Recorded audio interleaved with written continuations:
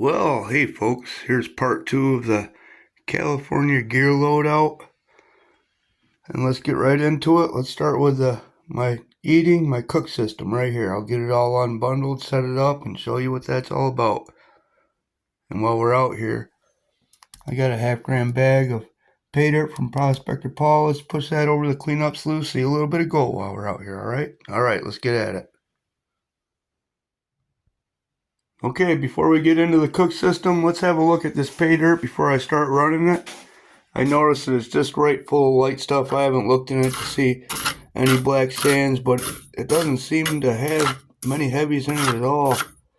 So we could just pan that out, but we like running the cleanup sluice too. So we're going to push it through the cleanup sluice and have a look at the gold. But let's get back to the cook system.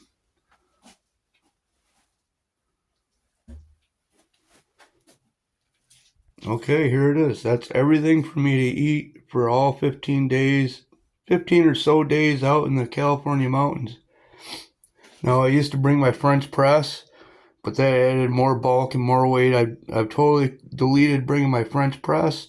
I just bring this cup, my twig stove, very lightweight, and some people might wonder, well, what, you don't even got to bring that. Why don't you just set your cup up on some rocks and make a fire underneath it and do that? You can eliminate that. And the reason for that is because there's been so many times in my life, like so many times, where you get your pot of water boiling up on some stones, or your cup of water up on some stones boiling, it's almost ready, and all of a sudden the rock splits and your cup or your pot falls over, you lose everything in it, all that time and all that fuel is wasted. It's happened so many times. But something like this, I can make sure it's stable, right on the earth, not on the rocks. My cup fits right on there. Feed little twigs in there. It doesn't take long to boil that little bit of water I need. Even the water for a whole cup for a cup of coffee doesn't take that long. Everything's stable. I don't lose any of that time or any of that fuel. That's why I do that.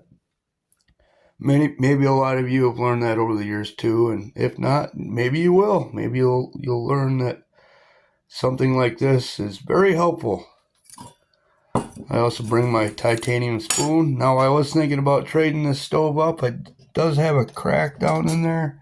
A crack that runs right along there. So I might replace that before I go, and if I do, I'll also make that titanium. It'll save just that little bit of weight, and every little bit helps. That one's made out of stainless. I do bring a measuring cup. This is a 1/2 cup mark.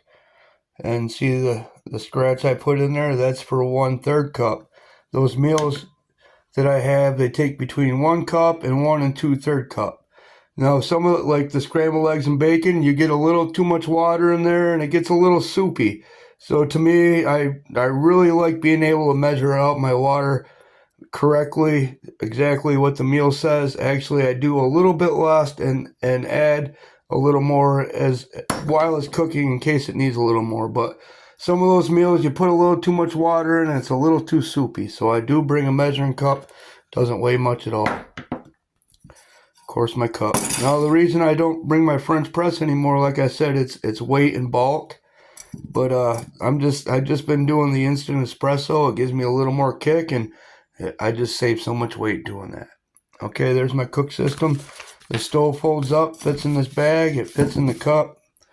This fits right in there next to it. Perfect. Let's start running that pay dirt. Okay, one more thing. I dismantled my stove, and one thing about these twig stoves, unless you take the time to clean them up every time, which I don't, if I get dirty, I'm always dirty. I'm just always dirty. I get clean, and 10 minutes later I'm dirty for some reason or another, so I don't mind. But if you're one of those kind of people that like to stay clean, a twig stove might not be the best option for you because the soot and the ashes remains on them unless you, like I said, you do clean them up really good. So if dirt and grime offends you, you might not want to use a twig stove. Okay, let's start pushing some of this through the cleanup sluice. Get our power going. Looks like it's screaming. We'll turn that down a little bit. Right here, I don't have a voltage regulator kind of thing, so we use a ball valve. That doesn't look too bad. Looks like I got a little bit of regular flow coming out of there. I just got this butter knife that I bent. I got a piece of miner's moss up in there to kind of slow the flow down from spitting out there too hard. So I just poke it up in there. And now you see that flow is a little more regular. Alright, let's put a spoon of this on. Just have a little look, see how it's running. A little too slow. See how those lights are just hanging right there? Turn up some water.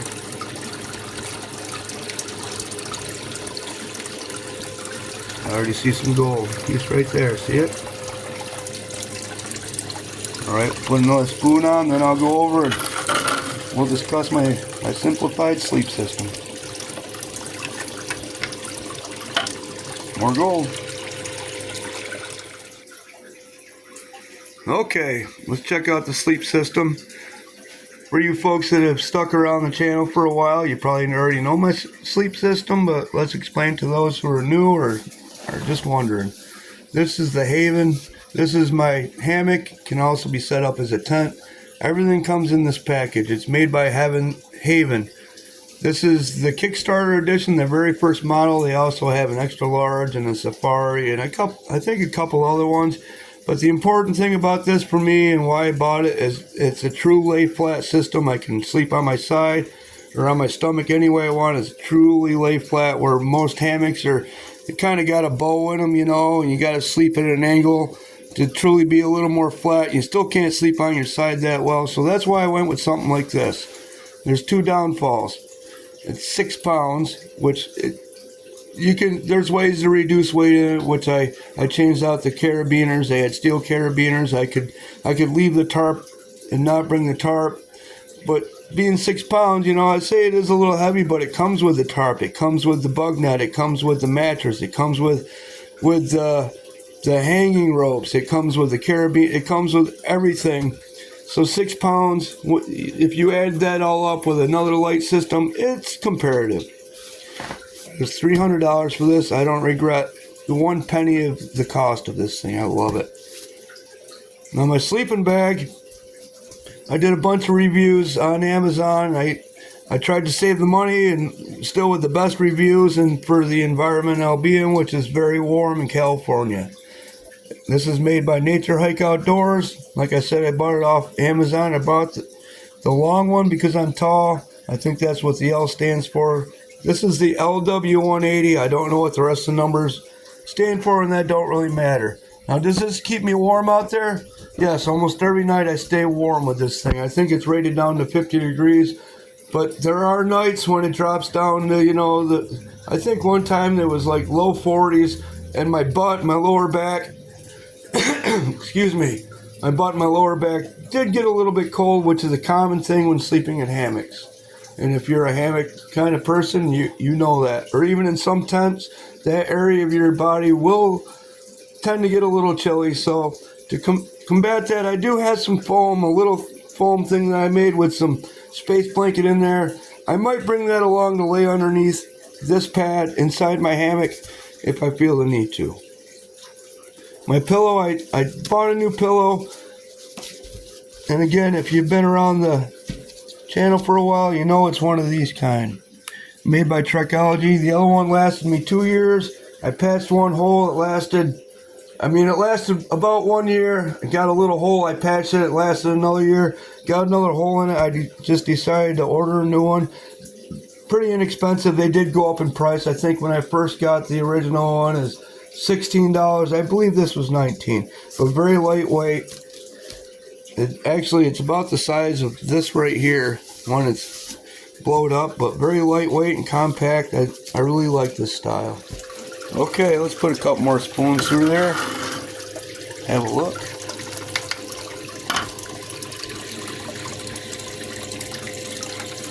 Hard to see.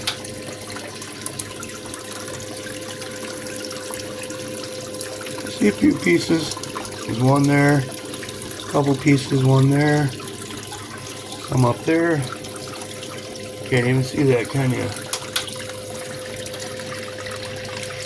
Go up in there. Alright, looking good.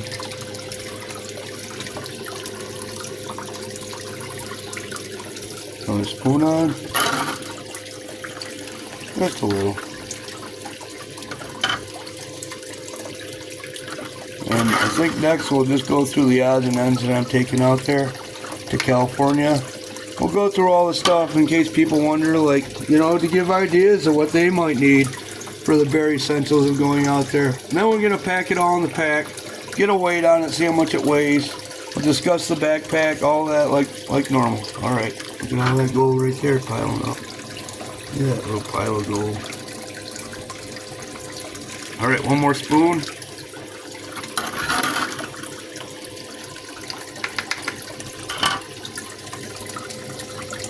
Nice gold in there. From Prospector Paul. Check out his channel. He's a really cool guy. He's such a cool guy. You gotta go check out his channel. Prospector Paul.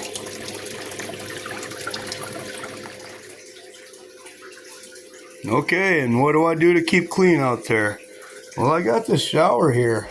Little Sea to Summit pocket shower. It's pretty cool. I'll get it out in a minute and show it to you. I'll cut off a piece of a bar of soap. Now, one tip is you can bring bottled soap, but I recommend not. You could get a hole in it, or the cap come off, and you lose all your soap, and it gets all over everything.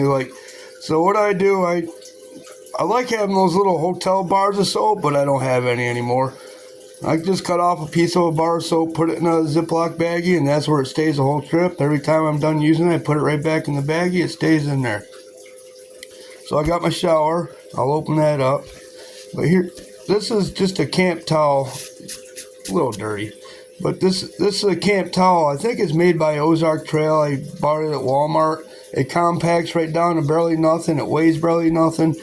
And at first I was like, this thing ain't gonna work for nothing, because it's just one little piece of material. See how thin that is? And normally in your house, your towels are, the thicker the better. But what I've learned is this towel actually will absorb as much water off you as a normal house towel will. I was amazed. I'll bring a washcloth or hand cloth. That's just for wiping your hands off or washing with, whatever. But let me get this out and then we'll have a look at that. Okay, here's my camp shower. Now I went with this style. I tried the bladder styles that are solar powered or whatever they call them.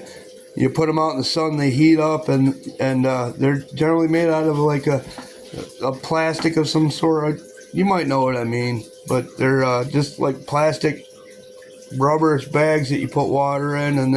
But the problem with those that I found, which I think this one might be a little better, is I had one of those rubber ones and I filled it full of water. I laid it out in the sun on a rock. Then later on I went to take a shower with it, and they heat up the water pretty good. But I went to take a shower and I couldn't find it. Like, it was gone. It was completely gone. I had it up on the bank like this, up on the rocks. I looked down in the creek and all over the place, all over the whole area. I couldn't find it. I believe I found it the next day across the creek, up on another ledge, like up 15 feet, sitting up on a rock with bite marks in it, like a bear. It was something big. I don't believe it was a cat, but it could have been a bear or a cat. Got that thing and just decided to drag it up over there 15 feet and just chew on it, and they left it up there. This thing does the same thing, but it's made out of this material. So their teeth might puncture it, but I'm not sure. And if it does, we can repair it now with a repair kit. But this thing works pretty good. It works just as good as those rubberized bags. What you do here is you fill it up with water. The instructions are right in there. And then it's got one of these roll type clamps down. You just put the two sides together, roll it down a couple times, and then you clip it together. You just lay that in the sun, let it heat up for the day. Then it comes with a couple little ropes there. You attach the ropes to the D-rings, hang it up in a tree as high as you need it to be, and it's hanging right there for you. Then you got this little valve on here. Now, of course, I read a lot of reviews. I'm a big-time review guy. I read everybody else's comments to learn like what to get and what not to get, and I went with this one. It's worked good so far. One of the reviews, and the company also states, don't tighten this up too much because then it will form a leak.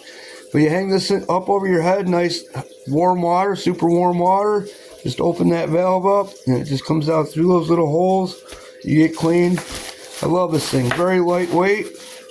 Fits right in this bag. Very compact. I like it. Works very well. So that's my system, except for just a little piece of soap. That's how I stay clean. Not very clean, but you know, we wash a little bit. Okay, let's throw another spoon in this baby. We do have gold migrating down the box a little bit. That's okay. I know we'll catch it. If we don't catch it in here, there's a piece right there. We're catching it in the pan, and we save all this stuff for the winter time and rerun it. Gives us something to do. So even if we lose it, we don't lose it. All right, let's throw another spoon in. Well, let's talk about a few odds and ends.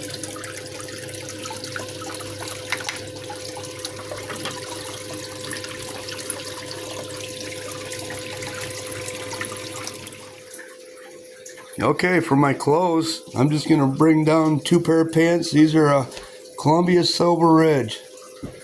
These things, this pair right here I've had for 3 years. They're pretty, for the lightweightness of them, just the way the fabric is made. I don't know if you can see the kind of the checkered pattern in there. Makes it very tough, but it's also very lightweight material. And if you know me, minimalist, when it comes to this stuff, light is good. Lightweight shirts, I haven't purchased anything that's made lightweight. I'll just take a couple t-shirts or whatever.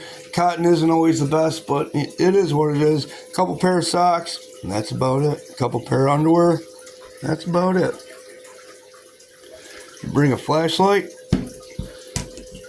I really like this thing. It's I don't remember how many lumens, but she's pretty bright.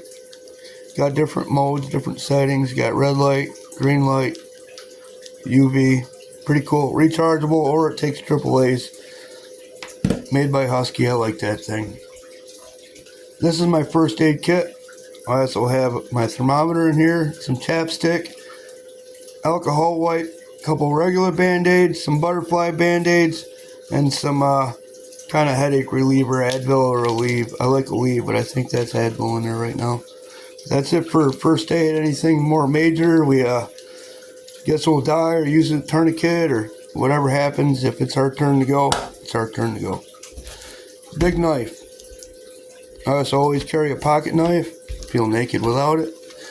But on trips like this, I'll bring a big knife. Just for safety. I don't carry a gun out there. I don't bring any noisemakers. I used to bring one of those air horns to scare stuff off. You know, they're made for like boats. But yeah, one time a bear and cubs came out in the camp a couple years ago and tried to use that thing. It didn't even work. So I'm just gonna bring my big knife. I always do anyway, but it's long enough to reach in there and cut something's throat, or get in there to some organs to maybe save your life. So I'll bring a big knife. And I think that's about it. I mean, I don't really bring much. Another pair of pants, some more clothes. Of course, this will all be compacted. And all the food, I already showed you the food. The carnation came in the mail. So now we'll have a look at the backpack. Actually, before that, we got to talk about all the mining tools I'm going to bring and why I bring those, and then we'll discuss the backpack. But first, let's go put some more dirt on that sluice. I still got to paint that wall. There's lots of stuff I still got to do.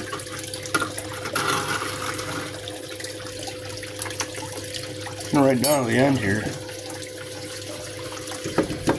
Next run we'll just dump it in. Look at the gold in there, huh? I could just save that out, but I'm going to push it right through the sluice. Put a little in there.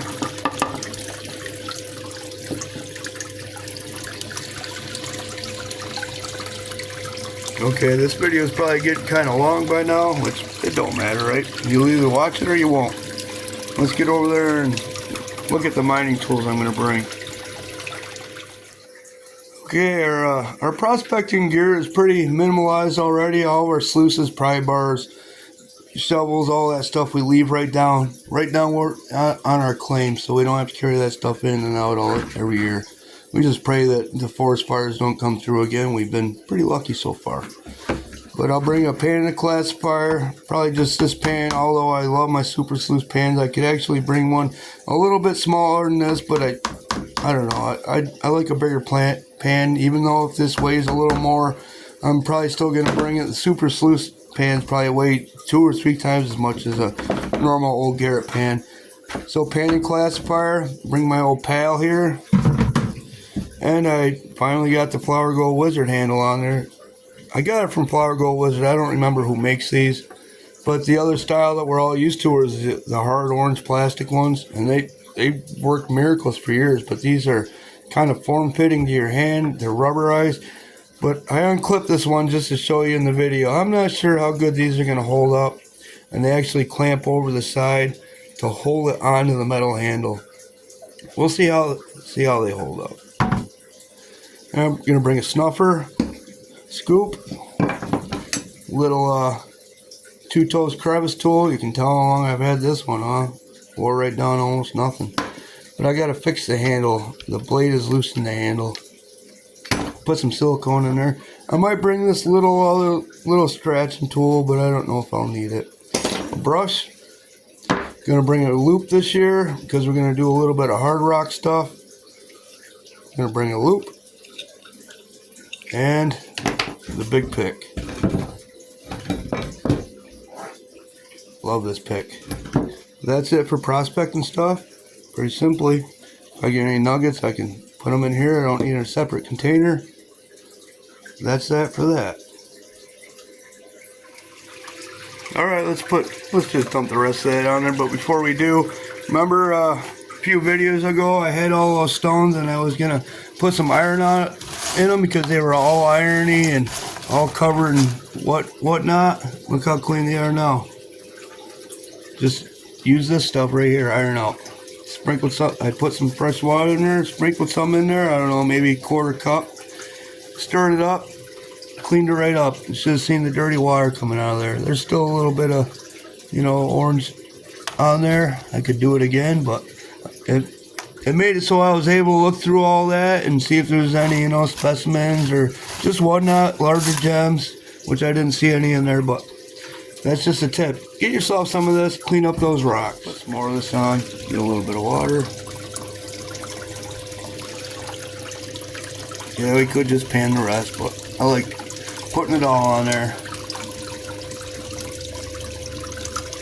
It looks like most of our gold is right down on the bottom, huh? Look at the gold in there now. Oh yeah. Look at that. That don't help much. Nice gold. Prospector Paul.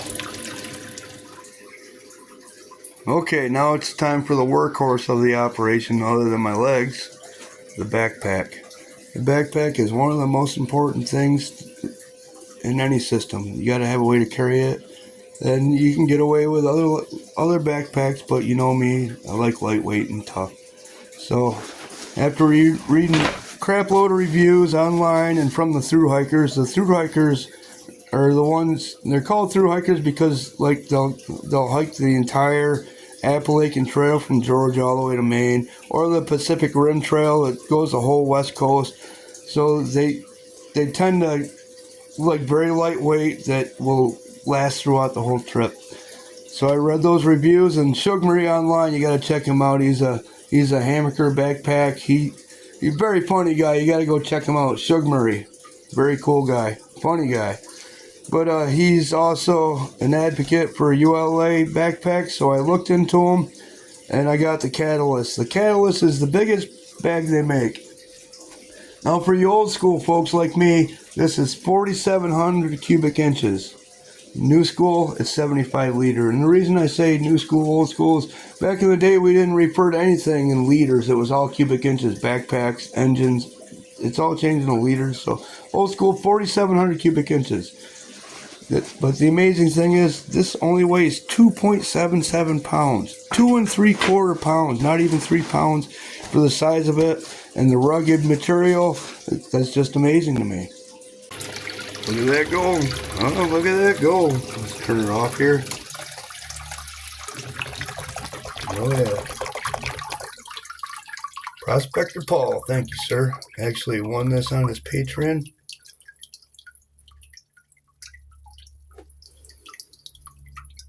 Nice little, I don't know, a nice little picker right there. I'd almost call that a nugget.